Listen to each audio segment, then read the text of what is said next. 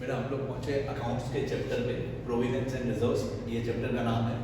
इसमें मैंने 2 वीडियोस पहले बनाए हैं, अभी ये 3rd वीडियो लेक्चर में बना रहा हूँ। सबसे पहले मैंने इंट्रोडक्शन बताया था कि रिजर्व होता क्या है। रिजर्व मतलब हम लोग अपने बिजनेस में जितना हर साल हमारा प्रॉफिट होता है, उस प्रॉफिट में से हर साल थोड़ा पैसा हम साइड में करके रखते हैं, बचा के रखते हैं। Some part of profit is set aside. हर साल प्रॉफिट का एक हिस्सा हम साइड में करके रखते हैं, उसको यहाँ रिजर्व में या प्रोविजन में प्रॉफिट का एक पार्ट जमा करके रखते हैं। मैंने इंट्रोडक्शन बताया था पहले, फिर डिफरेंस बिटवीन बताया था, जनरल रिजर्व एंड प्रोविजन का डिफरेंस बताया था, जो चैप्टर के एंडिंग में दिया हुआ है टेक्स्ट बुक में। अब मैं चैप्टर स्टार्टिंग से बता रहा हूँ। ये इंट्रोडक्शन ये एक बार आप लोग रीड करना खुद ही। मैं यहाँ से शुरू करूँगा प्रोविजन से, meaning, characteristics and importance of provision.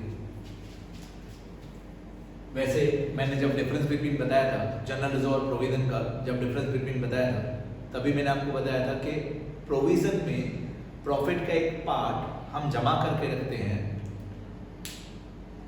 Provision में जितना पैसा हम जमा करते हैं वो पैसा किसी एक स्पेसिफिक काम के लिए हम लोग यूज करते हैं।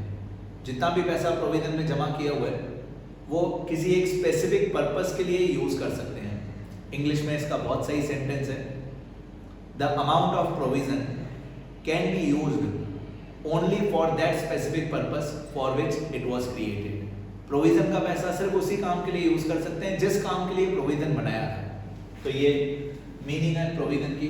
Provision means an amount appropriated from profit and loss, appropriated from profit to honour probable liabilities which can be identified but the amount of which cannot be ascertained accurately।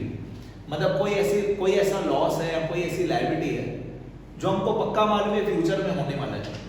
कोई ऐसा loss है या कोई ऐसी liability है, हमको मालूम है ये लायबिलिटी फ्यूचर में आने वाली है, ये पैसा हमको फ्यूचर में पे करना है, लेकिन उसकी अमाउंट नहीं मालूम है। ट्रांजैक्शन मालूम है कि हमको ये पे करना पड़ेगा, लेकिन उसकी अमाउंट नहीं मालूम है। तो हम क्या करेंगे?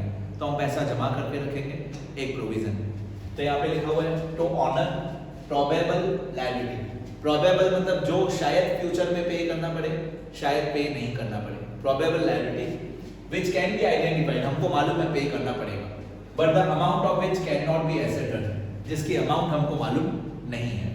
ओके, एग्जांपल, ये सारे प्रोविजंस के एग्जांपल्स हैं। एग्जाम कभी कभी आपके एग्जाम में एक लिस्ट दी होगी अलग अलग रिजर्व्स की, फिर आपसे पूछेंगे कि बताओ इन सारे नाम में से कौन सा प्रोविजन है, कौन सा रिजर्व है। ऐसे भी पूछते हैं बहुत बार एग्जाम में। तो याद कर लो ये सारे प्रोविजन हैं। Provision for depreciation, provision for bad debts, provision for repairs and renewal, provision for taxation, provident fund, pension fund, workers profit sharing fund, provision for voluntary retirement scheme, ये सारे प्रोविजन हैं। तो एग्जाम में list दी हुई होती है, उसमें से आपको क्लासिफाई करना होता है कि कौन से रिजर्व्स हैं, कौन से प्रोविजंस हैं। ये जो सारे नाम दिए हुए ये प्रोविजंस हैं। और प्रोविजन का मीनिंग क्या? अगर मैंने टैक्सेशन, टैक्स पे करने के लिए, अगर मैंने टैक्स पे करने के लिए कोई प्रोविजन बनाया है, उस प्रोविजन में पैसे जमा किए हैं, तो वो पैसे सिर्फ मैं टैक्स पे करने के लिए यूज कर सकता हूँ, दूसरे किसी काम के लिए मैं यूज नहीं कर सकता हूँ। अगर मैंने प्रोविजन फॉर बैड डेट्स बनाया है, अगर मैंने प्रोविजन फॉर बैड डेट्स बनाया है, उसमें पैसे जमा किए हैं मैंने, तो प्रोविजन फॉर बैड डेट्स का पैसा मैं सिर्फ बैड डेट्स के लॉस में ही यूज कर सकता हूं। मैंने प्रोविजन फॉर बैड डेट में पैसे जमा करके रखे, ये पैसे मैं प्रोविजन फॉर बैड डेट में से तभी निकाल सकता हूं जब एक्चुअली में बैड डेट का लॉस, बैड डेट का नुकसान होगा, तभी मैं ये वाले पैसे यूज कर सकता हूं, नहीं तो नहीं। इसको प्रोविजन बोलते हैं। अब प्रोविजन फॉर बैड डेट के अलग अलग नाम होते हैं। बैड डेट रिजर्व, BDR बोलते हैं। ये फाइनल अकाउंट्स में बहुत इंपॉर्टेंट एडजस्टमेंट होता है BDR। तो प्रोविजन फॉर बैड डेट्स या बैड डेट रिजर्व या provision for doubtful debt, provision for doubtful debts, ये तीनों एक ही बात है। Bad debt reserve, provision for bad debts या प्रोविजन फॉर डाउटफुल डेट्स, ये तीनों एक ही बात है। अब देखो दिमाग से समझो, bad debt reserve, bad debt reserve में स्पेलिंग कौन सी आ रही है? रिजर्व की। नाम कौन सा आ रहा है? रिजर्व का। लेकिन बैड डेट रिजर्व नहीं होता है, बैड डेट रिजर्व प्रोविजन होता है। ऐसा अकाउंट्स में आपको सीखना पड़ेगा। इतना डिटेल में लॉजिक में जाना पड़ेगा। बहुत सारे बच्चे क्या बोलते हैं, सर जिसमें रिजर्व लिखा हुआ वो रिजर्व है, जिसमें प्रोविजन लिखा हुआ वो प्रोविजन है। ऐसा नहीं होता है। ऐसा नहीं होता है कि जिसके नाम में रिजर्व हो वो रिजर्व ही हो, एक्चुअली नहीं।